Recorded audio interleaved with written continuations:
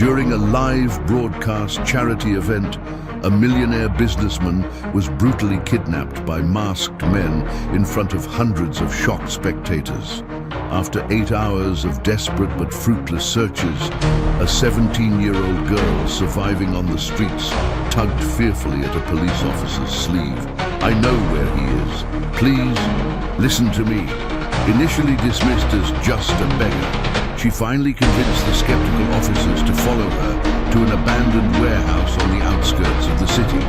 When they forced open a container locked with heavy padlocks, the police fell into total despair as they uncovered something that made them immediately call for every reinforcement available. The glare of the lights was blinding, reflecting off crystal flutes and jewels worth more than Lena would ever see in her entire life.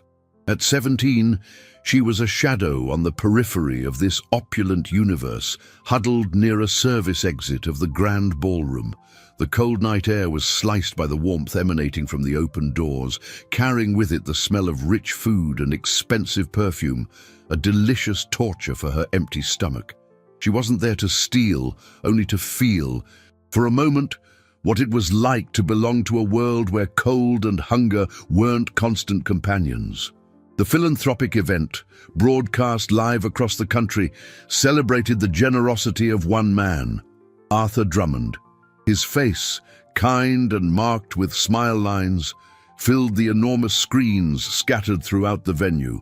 A billionaire whose fortune seemed inexhaustible, yet who dedicated a large part of his capital to noble causes, like building children's hospitals. Lena admired him from afar, a beacon of kindness in an ocean of indifference. As the master of ceremonies announced Arthur's name with great pomp, a murmur of applause and admiration rippled through the crowd.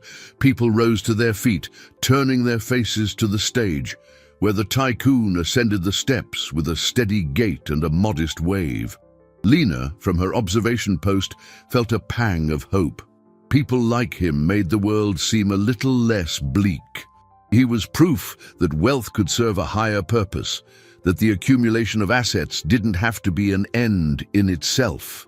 For her, who measured her own existence in counted coins for a loaf of bread, Arthur's net worth was a fantasy, a fairy tale of successful investments and business deals that transformed into saved lives.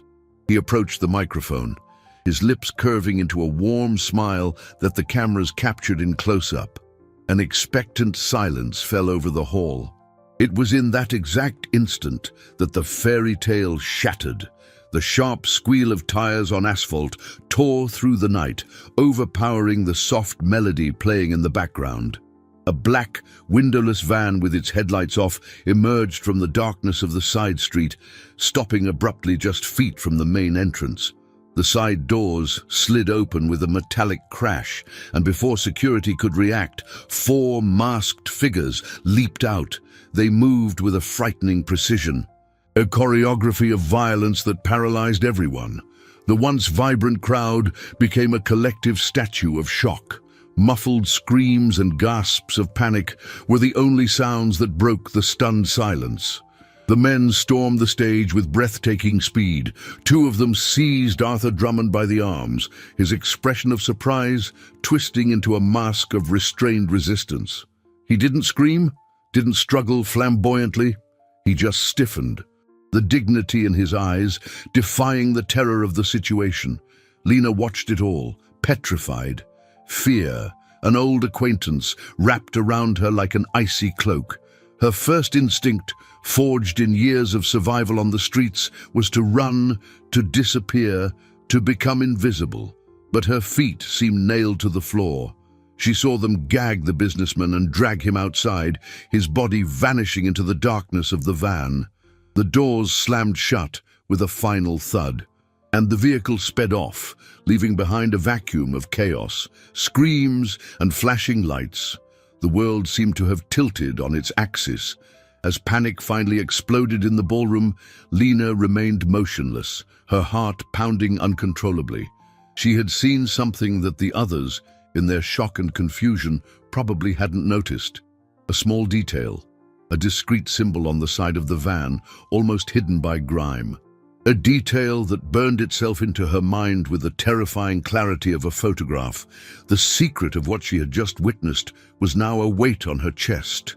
A smoldering ember that could either incinerate her fragile life or, perhaps, be the only spark of hope for that good man.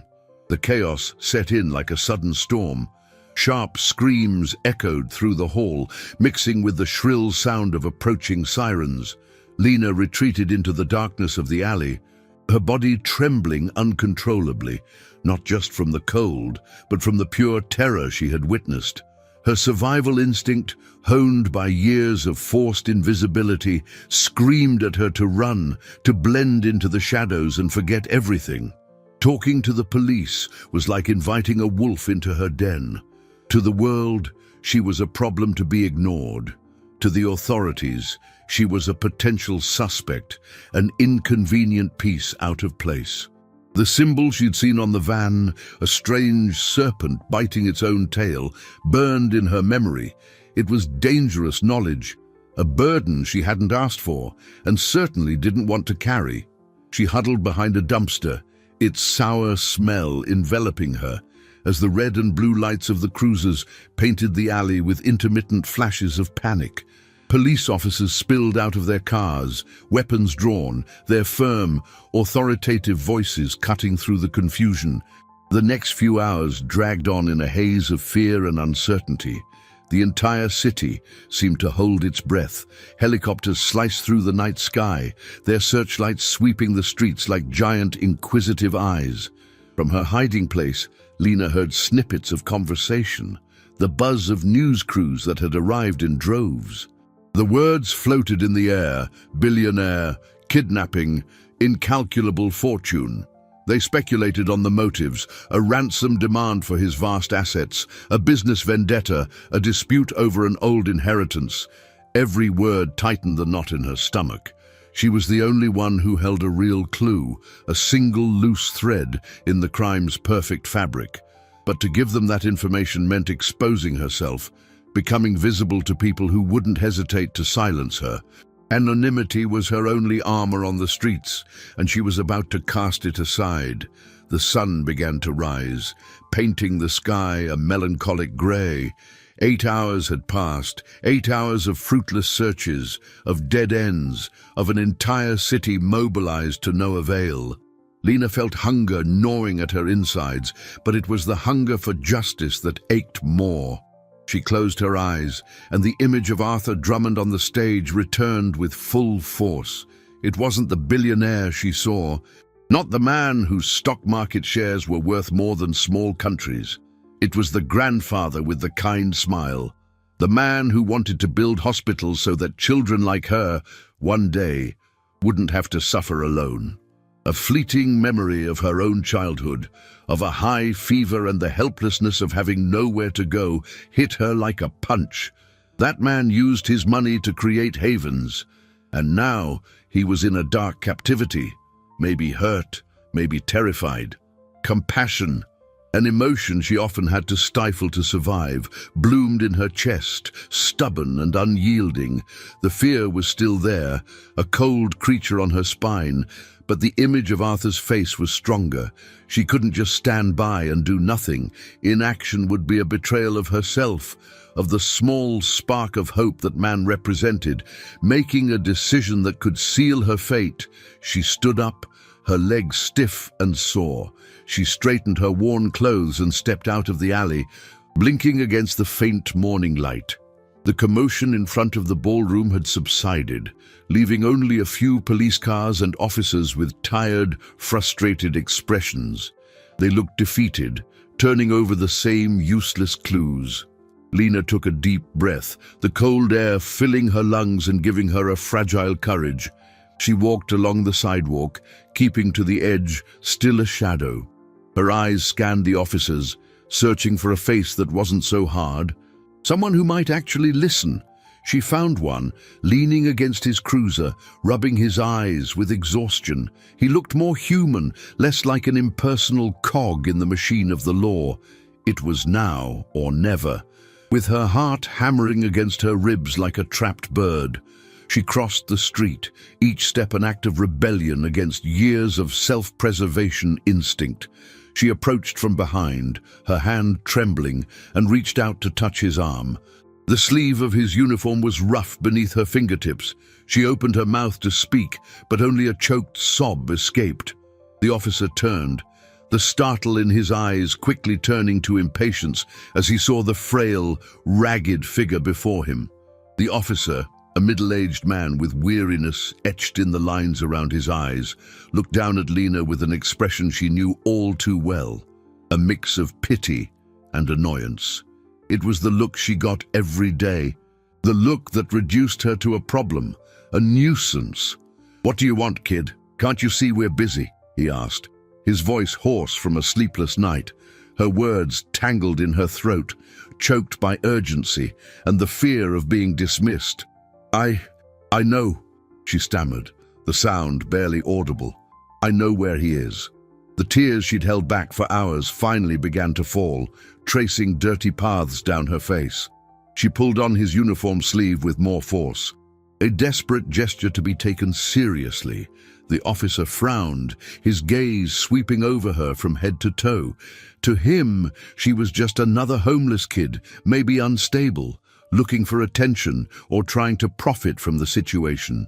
The city was full of people like her, with fantastic stories and conspiracy theories. Who is?"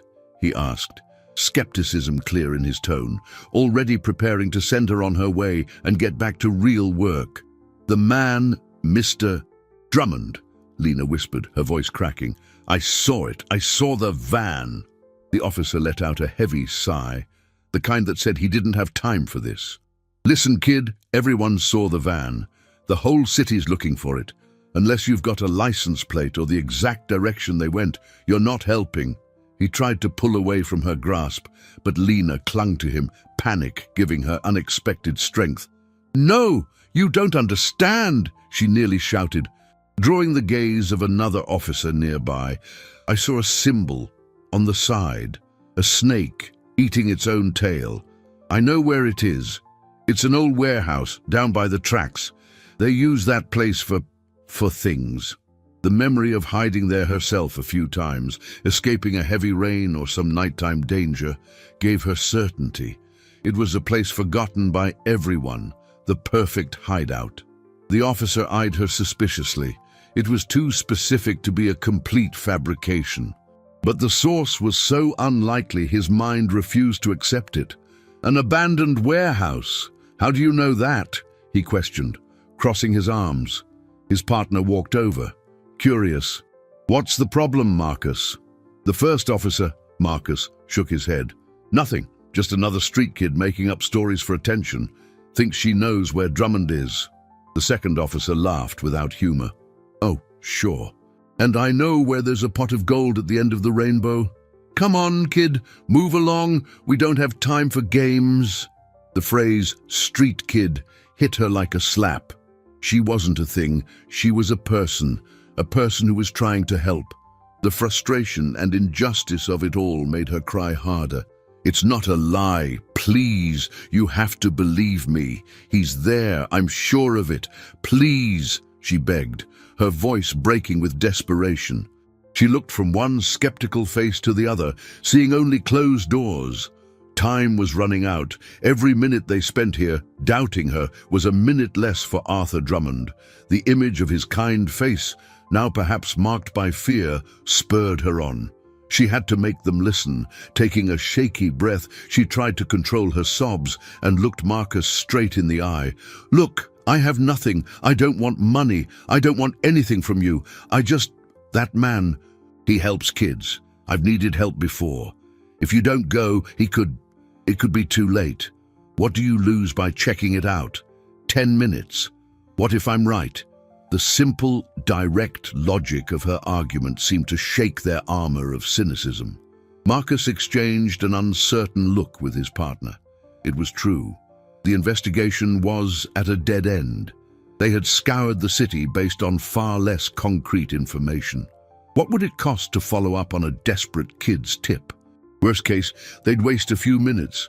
Best case, they'd solve the biggest case of the year. Marcus studied Lena's face for a long moment. There was a terrified sincerity in her eyes that was hard to dismiss.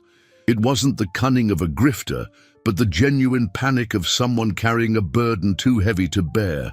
"All right," he finally relented, grudgingly. "All right, kid, you ride with us.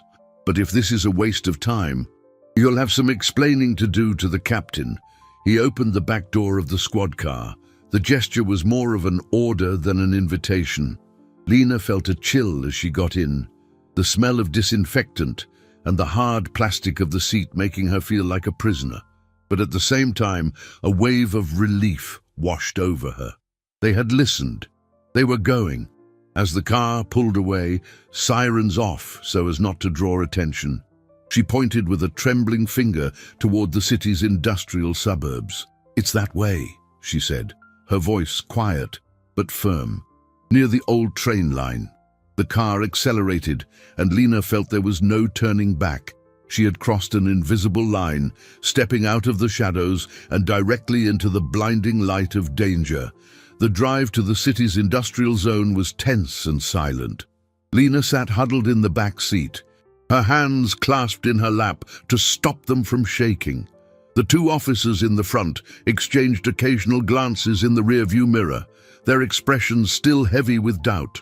For them, this was a long shot, a last-ditch effort before admitting they had nothing.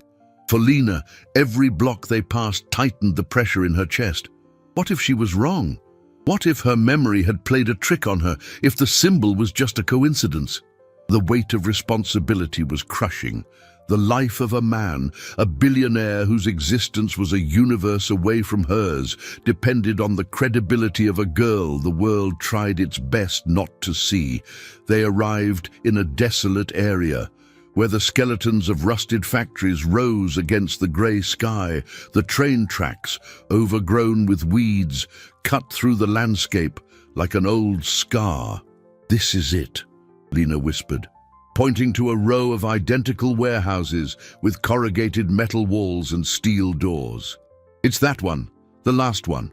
Officer Marcus stopped the cruiser a safe distance away, killing the engine.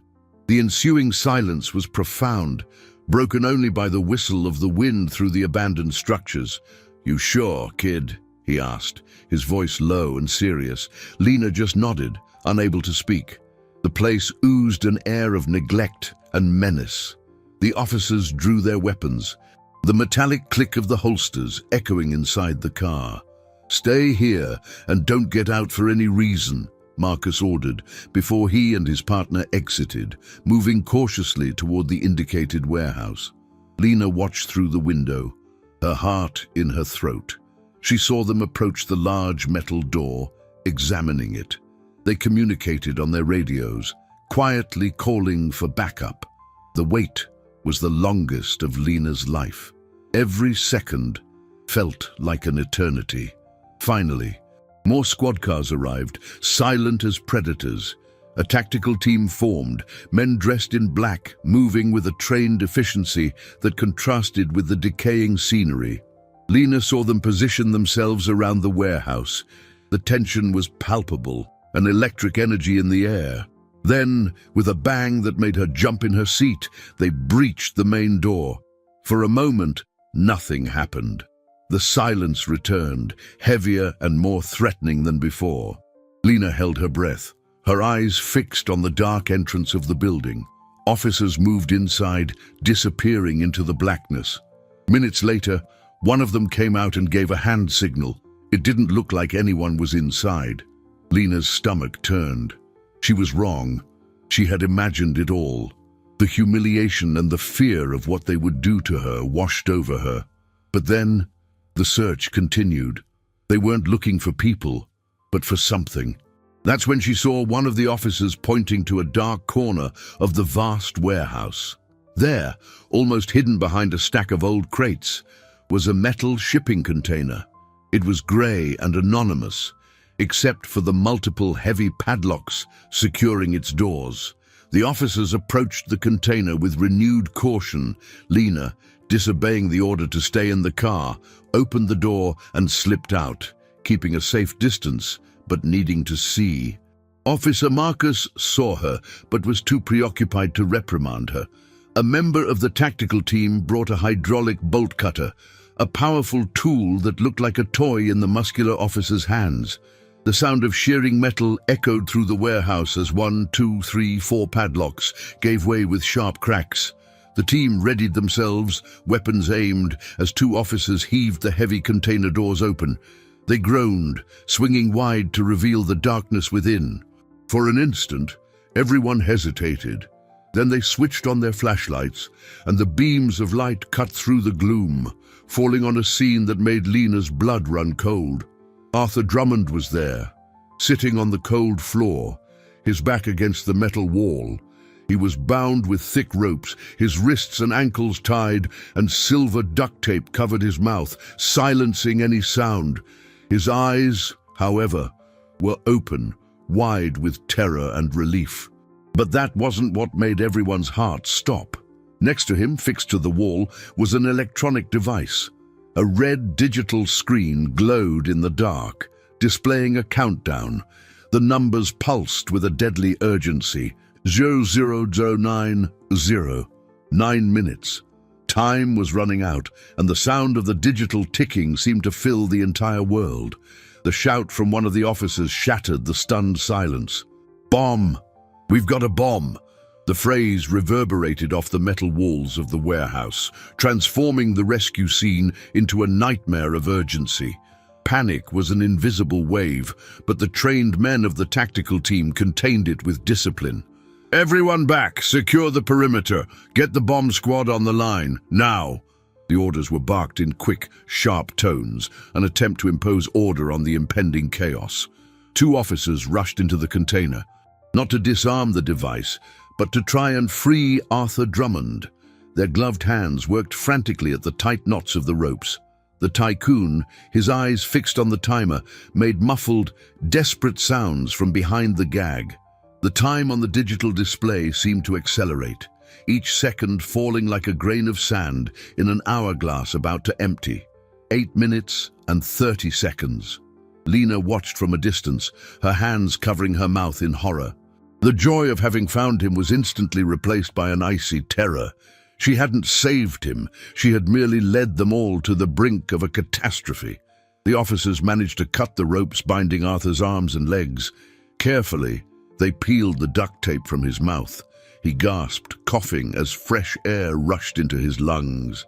"The device," he managed to say, his voice hoarse from disuse and fear. "They said, it's wired to me. If I move away, it detonates." The revelation landed like a bomb, as potent as the one threatening to explode. The officers froze.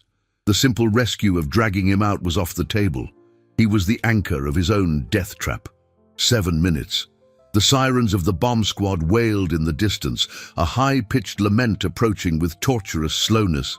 Outside the warehouse, the area was being evacuated. Reporters and onlookers were pushed back behind an ever-widening line of yellow tape. The story, already sensational, was about to reach a deadly climax, and everyone wanted to watch. Lena remained where she was, forgotten in the confusion, an invisible spectator to the drama she had started. She could see Arthur Drummond's face, illuminated by the cold light of the flashlights. There was fear, yes, but also a strange calm. The resignation of a man who had lived a full life and now faced its possible end with unshakable dignity. His gaze met Lena's for a brief second across the crowd of uniforms. There was a recognition there, a silent question, and Lena, helpless, could only return a look of pure dread. 6 minutes. The bomb squad finally arrived.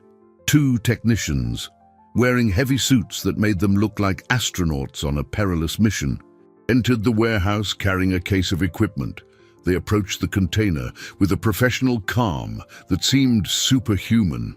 One knelt beside Arthur, examining the device, while the other opened the case, revealing a tangle of wires, pliers, and meters.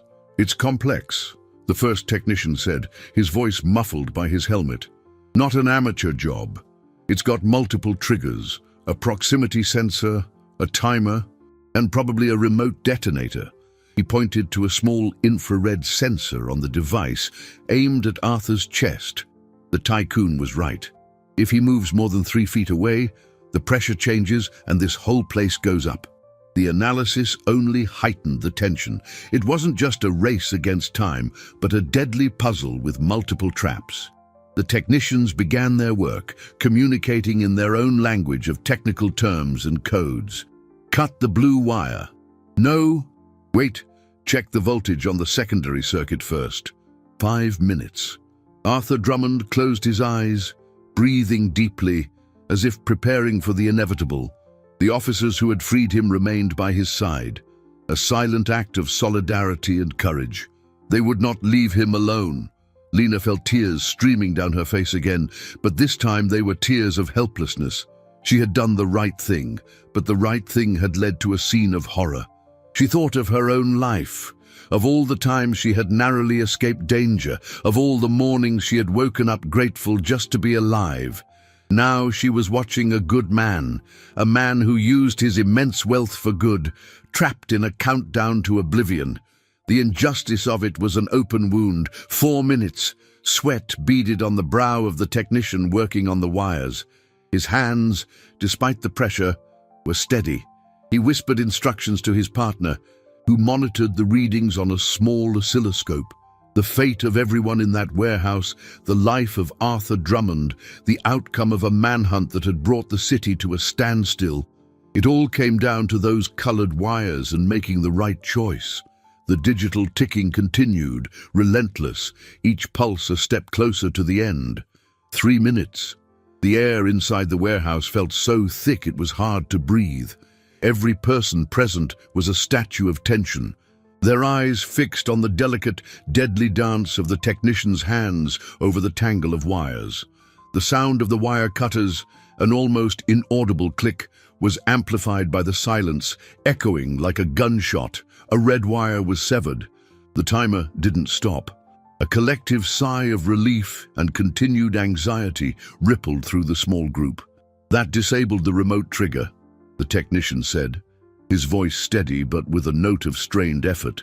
But the proximity sensor and the timer are still active, and they seem to be linked. Disarming one might accelerate the other. The complexity of the trap was diabolical.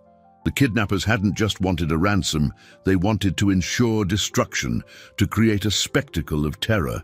The mind behind this was cruel and methodical. 2 minutes.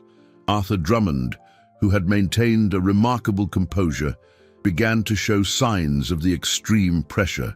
A bead of sweat trickled from his temple, tracing a slow path down his cheek. His eyes, however, were no longer on the timer.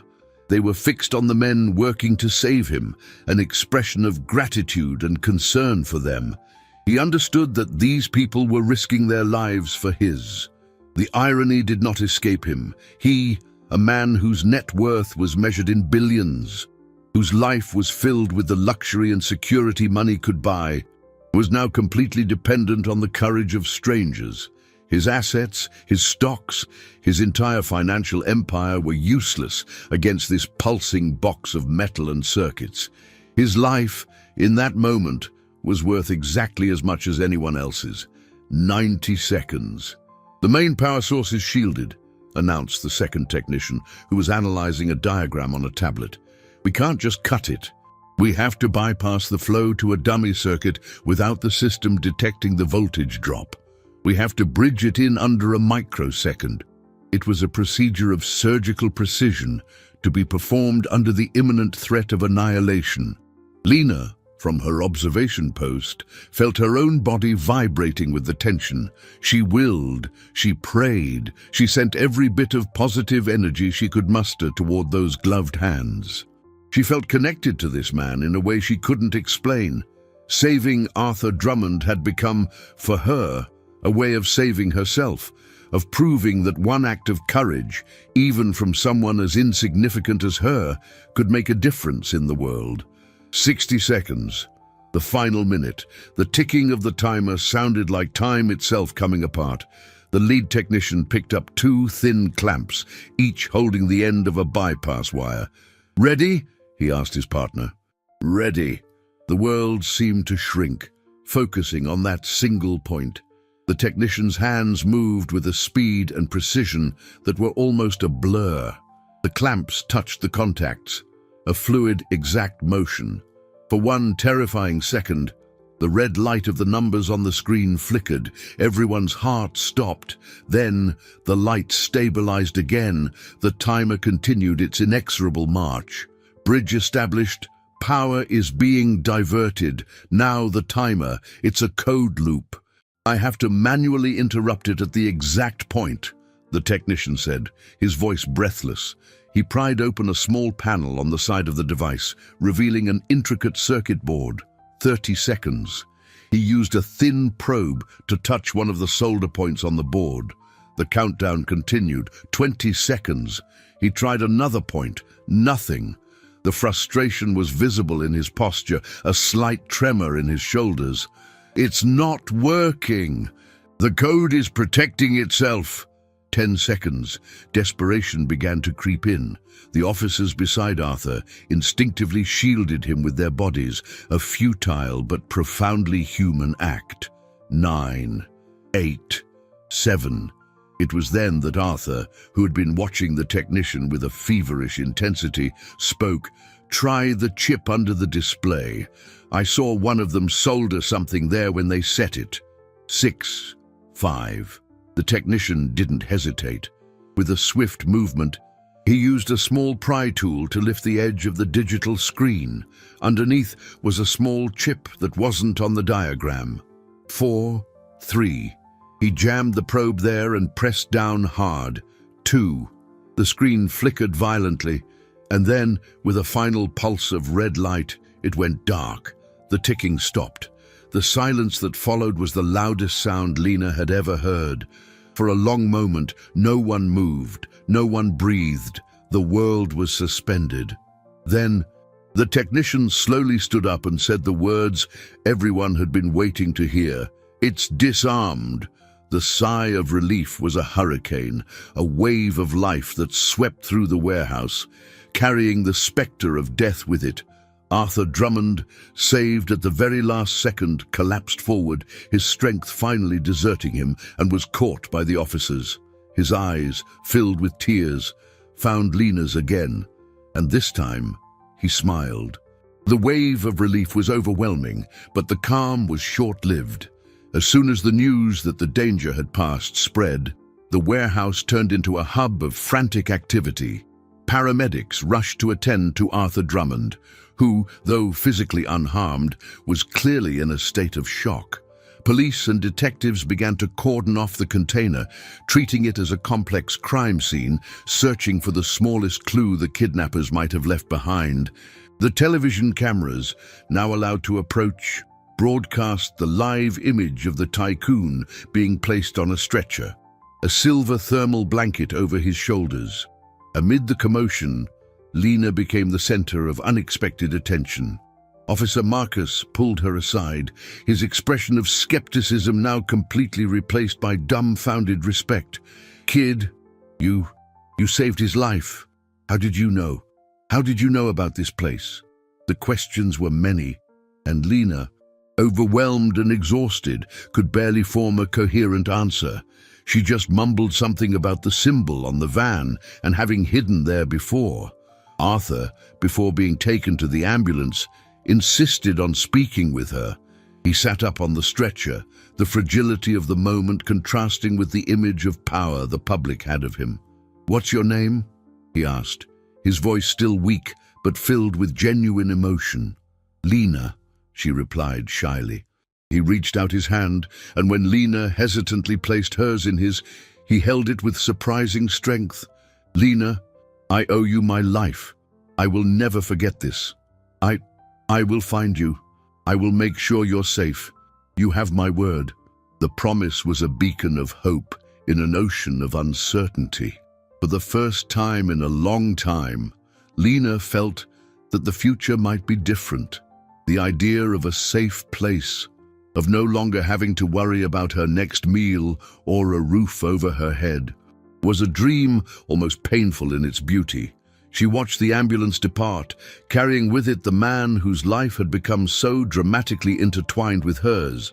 In the days that followed, Lena's story became a sensation. The media dubbed her the angel of the streets.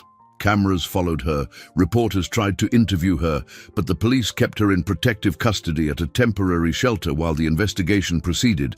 It was a strange, uncomfortable world. People who once ignored her now wanted to hear her story. Arthur Drummond's promise echoed in her mind, a mantra of hope. True to his word, he sent lawyers and social workers to speak with her, beginning the process of offering her a new life, a home, an education, security. Everything she had ever wanted was within her grasp. However, a shadow of unease hung over her. The kidnappers were still at large. The same people who built that deadly trap now knew it was her, an anonymous girl from the streets who had foiled their plans. And that's when the first significant obstacle appeared, subtle but terrifying. One night at the shelter, another of the youths approached her, his face pale. "Lena, there was a man outside, asking for you. He didn't look like a cop or a reporter." The description of the man, tall, with a scar over his eyebrow, meant nothing to her, but the shiver that ran down her spine was an instinctive warning. The police stepped up security, but Lena knew the truth. The streets had eyes and ears everywhere. Her old hiding spots, the alleys and awnings that were once her refuge, were now dangerous territories. She was marked. The anonymity that had protected her for so long had shattered, and she was exposed, vulnerable. The fame that celebrated her as a hero also painted her as a target. The criminals, watching from the shadows, knew exactly who to look for. The billionaire's gratitude, instead of being her immediate salvation, was a spotlight that made her easier to find. The real turning point, where the course of the story shifted in an unexpected and terrible way, came a week after the rescue. Lena was in a secure room, giving her official statement to two detectives. She was describing the snake symbol again, the layout of the warehouse, every detail she could remember. One detective was taking notes, while the other watched her with an intensity that made her nervous. He picked up a tablet and began swiping through photos, archival images from old cases, and symbols of known organizations. "Did it look like any of these?" he asked. Lena looked one by one, and then she froze. There it was, the snake eating its own tail. But it wasn't on the side of a van in a criminal file. It was engraved on a signet ring, in an old black and white photograph, a family photo. "That's it," she whispered, pointing with a trembling finger. The detective zoomed in on the image. It was a formal portrait of a group of wealthy, aristocratic-looking people posing in front of a mansion. At the center of the photo, a younger man was wearing the ring. The detective looked at his partner, his expression grim. "Run facial recognition on the young man in the photo. Drummond Family Archives." Lena felt the floor disappear from under her. The symbol didn't belong to a street gang. It was a family crest, the family crest of Arthur Drummond. Lena's world tilted again, but this time the vertigo was deeper, more disorienting. The photograph on the detective's tablet was a portal to a reality she couldn't comprehend. The symbol that had haunted her for a week, the mark of terrifying anonymous criminals, belonged to the very family of the man they had tried to annihilate. The betrayal was of a magnitude her simple mind, accustomed to direct and brutal dangers, struggled to process. The detectives exchanged a look that said it all. This was no longer a kidnapping for money. It was an internal war, a feud over inheritance and power waged in the shadows of one of the country's wealthiest families.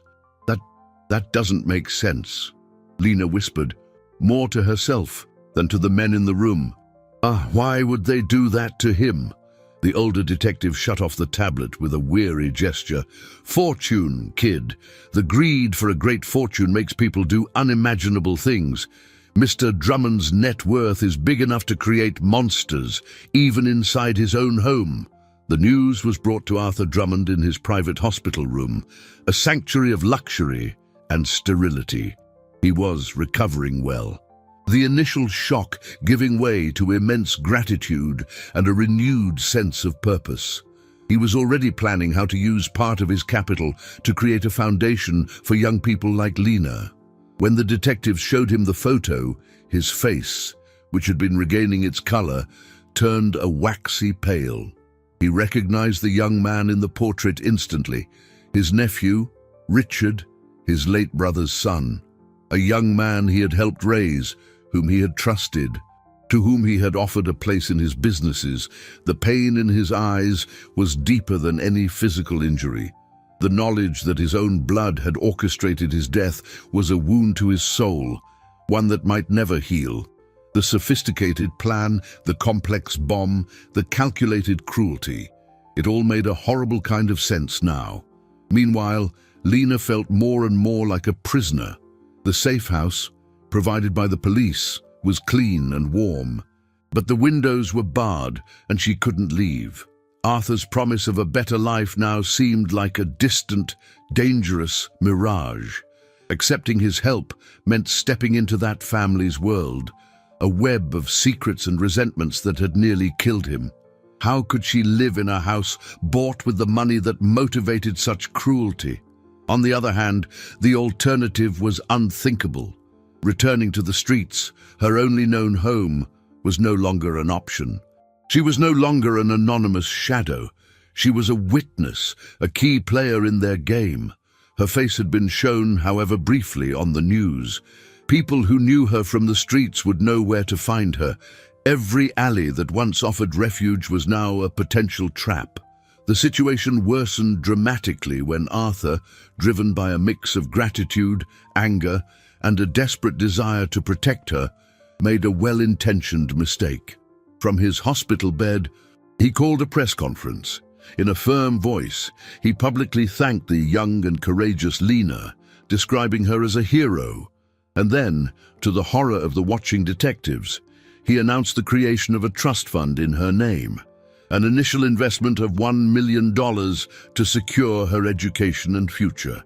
He believed that by putting her in the spotlight, he was creating a shield of notoriety around her. He thought no one would dare touch the angel of the streets. He couldn't have been more wrong. By giving Lena a name and a monetary value, he hadn't protected her. He had just dramatically enlarged the target painted on her back. For the criminal still at large, she had gone from a troublesome witness to a symbol of their failure, and now the holder of a small fortune. That same night, a social worker with a kind face, one of the few people Lena had started to talk to at the shelter, came into her room. "Lena, a boy was here. Said he knew you from Washington Square. He insisted I give this to you." The woman held out a small, folded piece of paper, looking harmless. Lena's heart began to pound. None of her old acquaintances should know where she was.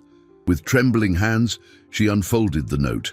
The handwriting was jagged, hurried, but the words were crystal clear and ice cold. There were only 5, "We know who you are." Those 5 words were more terrifying than any direct threat. There were no screams, no promises of violence, just the chilling statement of fact. Her shield of anonymity was broken. "We know who you are." The phrase echoed in her mind, stripping her of all the security she thought she had. They didn't need to look for her. They had already found her. Lena crumpled the note in her hand, the paper becoming a damp ball of sweat and fear. She showed it to the social worker, whose kind face twisted with concern. The police were called. The shelter was searched, but the boy who delivered the message had vanished, an anonymous ghost in the system. Arthur Drummond's generosity, intended as a fortress, had become a trap. That $1 million announced to the world wasn't a reward, it was a sentence. The media attention, instead of protecting her, was now just a map for her hunters. In the following days, the psychological war intensified, becoming crueler and more personal. The kidnappers, led by the resentful Richard, changed tactics. They couldn't get to Lena directly, protected as she was by the police, so they targeted her only vulnerability, her past. They began to attack the fragile fabric of her old life. Leo, a boy of about 12 to whom Lena used to give part of her bread, was found crying in an alley, his shoeshine box smashed to pieces. He told the police that 2 men had approached him, asking about the famous girl, and when he refused to talk, they destroyed his only source of income. Mrs. Rosa, an elderly woman who sold flowers near the station and always had a kind word for Lena, had her stall overturned, the flowers trampled into the dirty sidewalk. The message was clear. Delivered through the suffering of innocence, her existence brought pain to those she cared about. Every piece of news that reached the shelter was like a knife in Lena's heart. She, who had always seen herself as a protector of the weaker ones in her small universe of helplessness, was now the cause of their torment. Guilt ate away at her, a slow, painful acid. The people she tried to protect, the familiar faces of a community forged in adversity, were paying the price for her courage. The internal conflict tore her in two. On one side was Arthur's promise, a future, security, the chance to finally leave the streets behind. On the other, the devastating reality that to achieve that future, she was inadvertently destroying the present of the only people who had ever been her family. She couldn't sleep, haunted by images of Leo's frightened face and Mrs. Rosa's trampled flowers. The second major turning point came insidiously. Arthur Drummond, now out of the hospital and operating from his mansion fortress, tried to use his vast power to help the collateral victims. He sent teams to fix Mrs. Rosa's stall, to buy Leo a new shoeshine box, to offer shelter and food to anyone who was intimidated. But his help, once again, had the opposite effect. Richard's men watched every move. They saw the billionaire's intervention not as an act of charity, but as confirmation. Lena cared about these people, and that made them the perfect tools for blackmail. Their next step was even crueler. They no longer used physical violence. They started spreading money. They offered life-changing sums to the homeless in exchange for information about Lena, her habits, her fears, her friends. Loyalty on the streets was a valuable commodity, but hunger and desperation were stronger currencies. Lena's community, once united by shared misery, began to fracture under the pressure of temptation and fear. The last straw was when Lena, looking out the barred window of her room, saw the same kind-faced social worker who had given her the first note talking discreetly to a man in a luxury car across the street. The man handed her a thick envelope. The woman glanced around nervously before tucking it into her purse and hurrying back into the building. Lena's blood ran cold. The corruption had reached here, into the heart of her sanctuary. Not even the official social services were trustworthy. She was surrounded. The walls meant to protect her were closing in. The man in the car looked up, directly at her window, as if he knew she was watching. He didn't smile, didn't gesture. He just stared, his dark, empty eyes promising there was nowhere left to run. In that moment, Lena understood the terrifying truth of her situation. She couldn't trust anyone. The sight of the social worker taking the envelope shattered the last illusion of security Lena had. The shelter wasn't a refuge. It was a gilded cage where her keepers could be bought.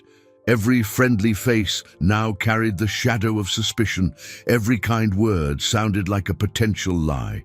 Lena's isolation became absolute, a loneliness deeper and more terrifying than any cold night she had spent on the streets. She stopped talking, retreating into a shell of silence, watching everyone and everything with wary, frightened eyes. She was a rat in a maze whose walls were made of betrayal, and the scientists watching her were the same ones controlling the cheese and the shock. The only person she felt she could still trust was Arthur Drummond. But he was distant, protected in his own fortress, fighting a war with ghosts from his own family. She realized, with painful clarity, that her mere existence had become a mortal danger to anyone who tried to help her. Arthur Drummond's kindness had resulted in persecution. The loyalty of her friends on the streets had resulted in suffering. The compassion of the social worker had been twisted into corruption. She was a catalyst for misfortune, a magnet for the darkest side of human nature. This realization was an almost unbearable burden. The guilt, once an ember, was now a bonfire consuming her spirit. She wondered if it would have been better to have stayed quiet, to have disappeared on the night of the kidnapping, as her instincts had told her. Maybe Arthur would be dead, but Leo would still have his shoe-shine box, and Mrs. Rosa would still be selling her flowers. The moral equation was torturous. Was one billionaire's life worth the peace and safety of so many other helpless people? The police investigation, meanwhile, was moving at a snail's pace. Richard Drummond was the prime suspect, but he was cunning. He had covered his tracks with impressive skill, using intermediaries and fronts to execute his plan. There was no concrete proof linking him directly to the kidnapping. Only the signet ring in an old photo and logical deduction. He vehemently denied everything, posing for the media as a concerned nephew, devastated by the brutality of what had happened to his uncle. He even offered to contribute to the fund created for Lena, an act of such audacious cynicism that it left the police and Arthur stunned. He was toying with them, safe behind an army of expensive lawyers and a well-constructed web of lies.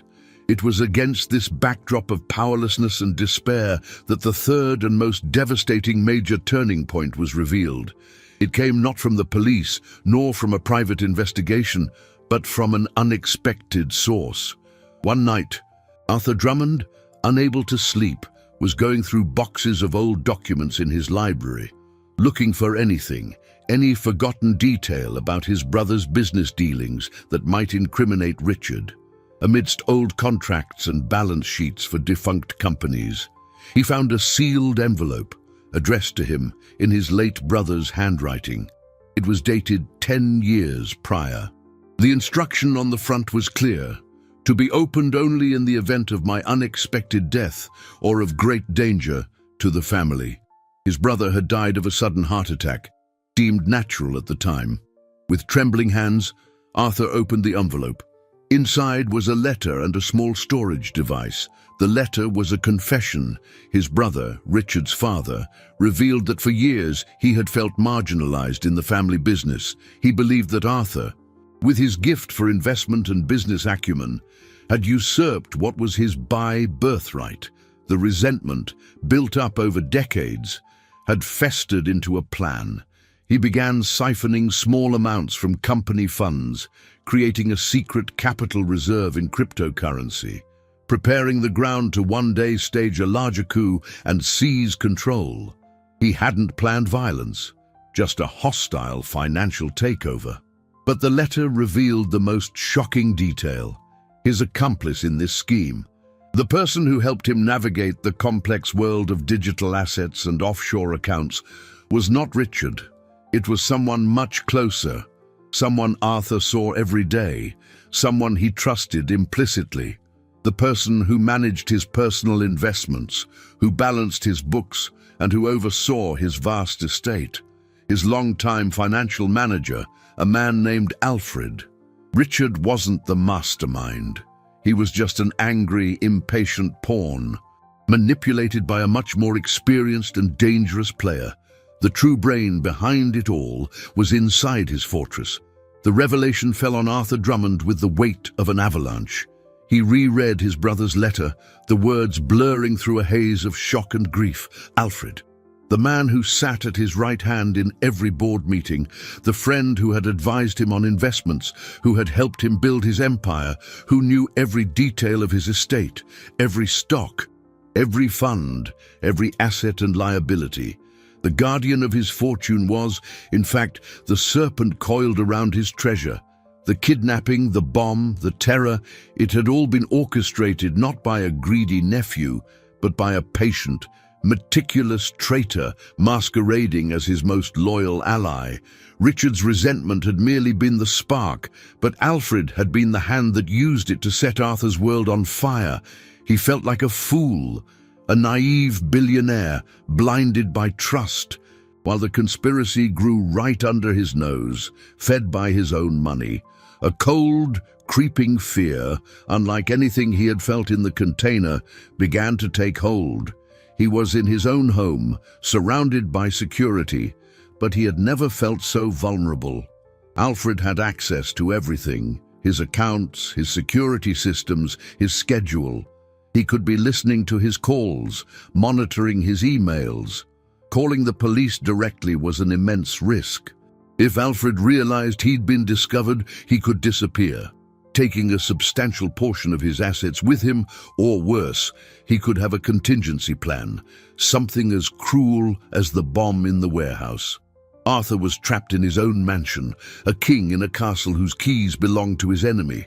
He needed help, but he couldn't trust anyone in his circle. Lawyers, assistants, security guards, any one of them could be in Alfred's pocket. His network of power and influence had become useless. His thoughts, in a desperate leap of logic, went to Lena, the girl who didn't belong to his world, the girl who couldn't be bought with promises of profit or dividends, the girl whose survival instincts were sharper than any risk analyst he'd ever employed. She had seen the truth when everyone else was blind. She operated outside the system, moved through the cracks that people like Alfred couldn't predict or control. She was his only hope, his one unpredictable ally in a game where all the other pieces were compromised. But how to reach her? How to contact her without Alfred knowing? He looked around the library, his brain working feverishly. He couldn't use the phone or email. He needed an analog method, something that left no digital trail. He remembered Jonas, the old gardener who had worked on the estate for over 40 years, since before Arthur had made his fortune. A simple man, loyal to the family, not the money. Arthur scribbled a hasty note on a piece of paper from his personal notepad. He folded it and tucked it inside an envelope. He summoned Jonas to his office under the pretext of discussing the planting of new roses. "Jonas," he said, his voice low and urgent, "I need you to do something for me, something of the utmost importance. Take this envelope to Detective Marcus, the one handling my case. Tell him it's crucial evidence, but he is not to open it. Tell him my instructions are for him to deliver it, sealed directly into Lena's hands. No one else. Do you understand?" The old gardener, seeing the gravity in his employer's eyes, simply nodded. "Consider it done, Mr. Arthur." At the shelter, Lena was sitting on the edge of her bed, despair a physical weight on her shoulders. She had made a decision. She was going to turn herself in. She would find a way to contact those people and tell them she would do whatever they wanted, as long as they left everyone else alone. It was the only solution. Just then, the door opened. It was Detective Marcus. His expression was a mixture of confusion and curiosity. "Lena, I just received the strangest thing," he said, holding an envelope. "Drummond's gardener gave it to me, insisted it was for you, only for you." He held out the envelope.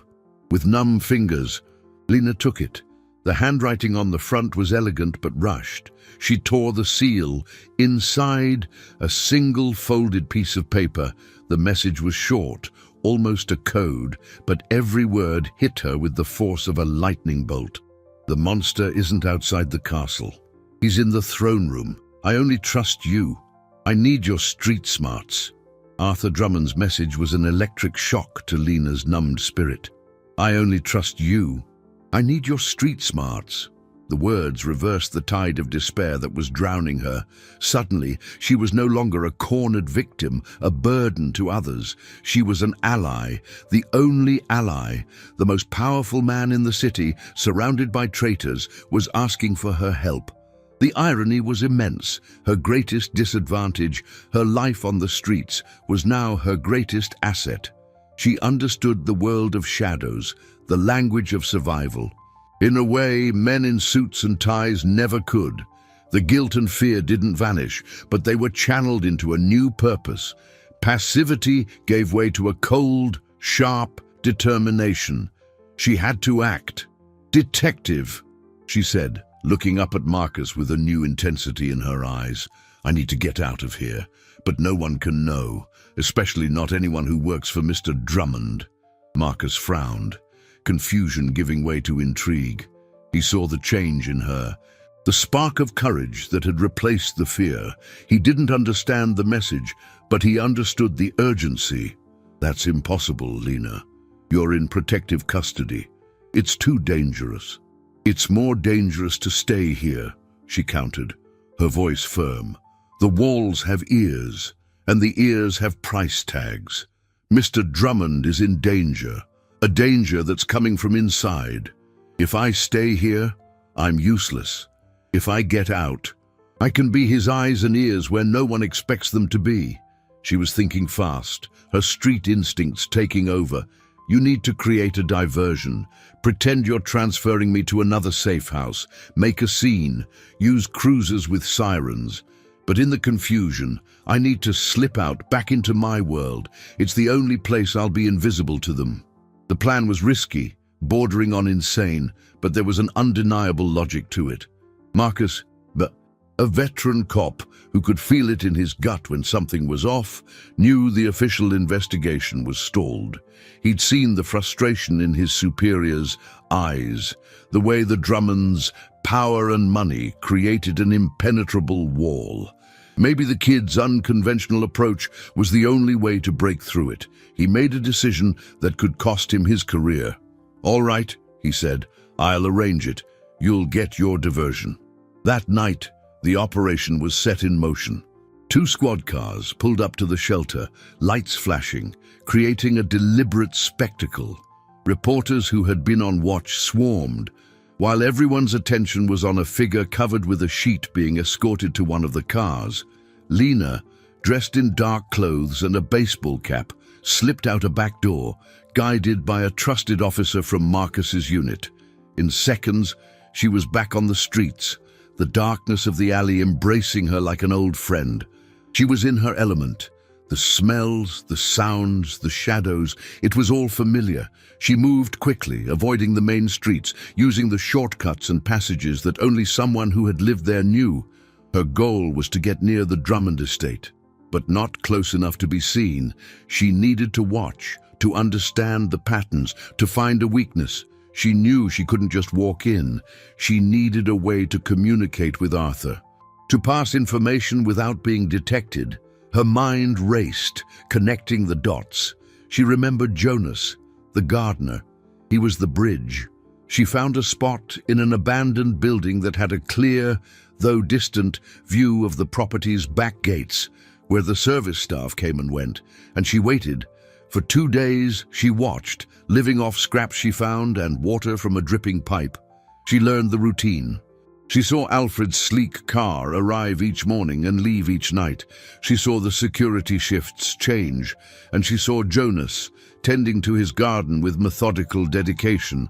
On the 3rd day, she saw her chance. Jonas was working near the back fence, pruning a rose bush. Lena picked up a small rock, wrapped a note she had prepared around it. "I'm out. Meet me at the broken bench in the old park at noon," and tossed it with precision. The rock landed harmlessly in a shrub near the gardener. He looked up, startled, saw no one, and out of curiosity went to see what made the noise.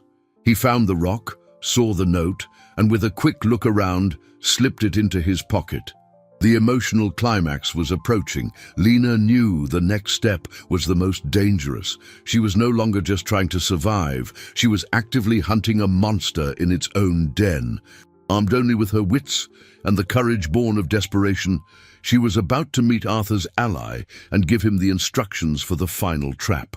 The midday sun cast short shadows across the derelict park. The paint on the iron bench was peeling, and one of the wooden slats was broken, just as Lena remembered. She sat, the hood of her frayed sweatshirt pulled low over her face, looking like just another homeless youth trying to find a place to rest. Anxiety was a tight knot in her stomach, but her expression was calm, neutral. She had learned long ago that on the streets, fear was a scent that attracted predators. Punctually, Jonas the gardener appeared at the park entrance. He wore his simple work clothes and carried a paper bag, as if he were just on his lunch break. He walked slowly, his eyes scanning the area until they landed on Lena. Without showing any recognition, he sat on the other end of the bench. Keeping a safe distance, "Mr. Arthur said you were smart," he said in a low voice, not looking at her. "Said you'd know what to do." "He needs to create bait," Lena whispered, her eyes fixed on a distant point. "Something Alfred wants desperately, something that will make him act recklessly." Her mind, which once worried about finding the next meal, was now architecting a complex strategy. Does Mr. Drummond have a big deal about to close? A major stock sale?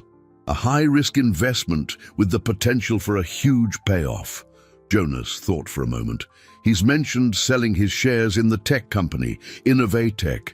It's a deal worth hundreds of millions. The final papers are being signed in 2 days. "Perfect," Lena said. "That's it. Arthur needs to make Alfred believe he's going to cut him out of the deal, that he's going to transfer the entire cash flow to a new, secret account. The greed will make him slip up." The instructions were relayed back to Arthur through Jonas. The billionaire, a master of negotiation, played the part of his life. In a phone call deliberately leaked to his secretary, who he knew was loyal to Alfred, he spoke of an asset restructuring and the creation of a new private fund in a tax haven, where the profits from the Innovatech sale would be directed. He mentioned numbers, fake passwords, and the name of a Swiss bank. The bait was taken. Alfred, monitoring Arthur's communications, heard exactly what he'd been set up to hear. The thought of hundreds of millions of dollars slipping through his fingers blinded him with greed and panic. He couldn't wait any longer. He had to act before the money vanished. Meanwhile, Lena used her network on the streets, reactivating old alliances with the promise that justice was coming. Leo, with his new shoeshine box, became her eyes near Alfred's downtown offices. Mrs. Rosa, selling her flowers, watched the cars that came and went. They were an invisible intelligence network, powered by loyalty and a shared desire to see the powerful fall. It was Leo who gave the alert. He saw Alfred entering an internet cafe in a rundown part of the city, a perfect place to conduct online activities without a trace.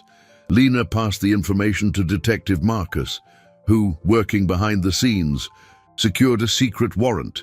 The police operation was set up, but this time they followed Lena's script, total discretion. On the night of the stock sale, Alfred, in his office at the Drummond mansion, believing he was alone and secure, initiated the transfer of funds. Using the passwords and access he had accumulated over the years, he began diverting the capital from the Innovatech sale not to Arthur's account, but to his own network of crypto wallets. What he didn't know was that the police department's cybercrimes unit, tipped off by Marcus, was monitoring his every click. They let the transaction begin, gathering the irrefutable proof they needed. The moment the first $1 million was transferred, the trap snapped shut.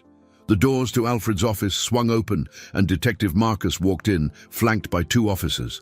The look of utter shock and disbelief on the financial manager's face was Lena's silent victory. The capture of Richard and the other henchmen was a downstream effect, a simple matter of time, as Alfred, in exchange for a lesser sentence, gave them all up.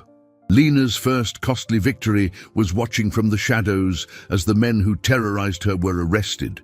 It was a relief, but also the start of a new, exhausting process, testifying, but she was no longer alone. Arthur Drummond was by her side. Her second victory came soon after. True to his word, he not only gave her a home, but created a comprehensive young witness protection program, using his capital and influence to change the system from within. The Lena program, as it became known, offered housing, education, and psychological support to vulnerable youth who cooperated with the justice system. Lena's house wasn't just a roof, it was a symbol of a new beginning, the first headquarters of a foundation that would change thousands of lives. 4 weeks after that terrible evening at the charity gala, the morning sun streamed through Lena's kitchen window, no longer a cold reminder of another night of survival, but a warm promise of a new day. The smell of fresh coffee had replaced the scent of alleyway trash. She sat at a wooden table, a history textbook open before her, trying to reclaim the years of schooling that life had stolen. The house was modest, but to her, it was a palace. The walls were solid. The roof didn't leak, and most importantly, the front door had a lock that only she could open. It was the embodiment of security, a concept she had barely dared to dream of. The transition hadn't been easy. She still woke up sometimes in the middle of the night, heart racing, with the instinct to flee before remembering where she was. The scars of the past didn't vanish overnight, but they were, slowly, beginning to heal. Arthur Drummond had become a constant figure in her new life, more of a grandfather than a benefactor. He visited regularly, not with the pomp of a billionaire, but with the simplicity of a friend. They would bring pastries from the bakery and spend hours talking, not about business or investments, but about books, dreams, and the future. He had learned a devastating lesson about the nature of wealth and trust. He discovered that his immense fortune, his vast estate measured in dollars and euros, had isolated him, blinding him to the treachery growing right beside him. Lena's courage, a quality that couldn't be bought or sold on the stock exchange, had both saved and awakened him. He now saw the world through new eyes, understanding that the greatest return on investment wasn't in stocks or gold, but in people's lives. Together, they turned the tragedy into a catalyst for change. The Lena program grew every day, funded by a substantial portion of Arthur's estate.